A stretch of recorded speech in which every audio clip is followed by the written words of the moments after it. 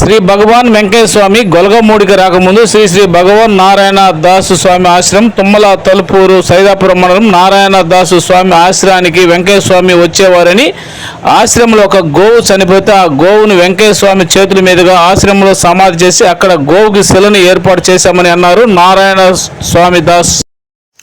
స్వామి ఆవుకు సమాధి ఎందుకు చేశారు? స్వామి ఉన్నప్పుడు చచ్చిపోయింది ఆవు, చచ్చిపోయి సమాధి ఏమన్నాడు, గొబ్బు పట్ట ఆయన చెప్పి పెంచే పని చచ్చిపోయింది ఆవు. అంటే ఇలా ఆవు గొలగమూడికి పోయి ఇక్కడ తాకి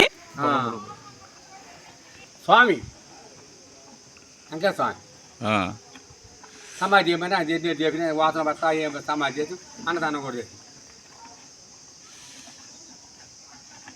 అసలు ఆయన కాలం అయిపోయింది చెప్పిపోయింది.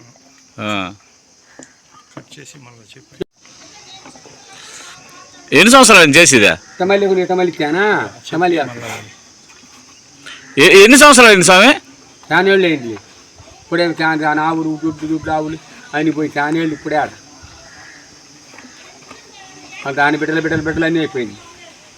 సమాధి చేయమని సమాధి పారి కాకన్నాడు అమాస నాడు పవన్ రాదు చిన్న పవన్ రోజు ఆ వాసన పట్ల ఏం పెడతా పూజ చేసి ఏం చేయమని చెప్పాడు.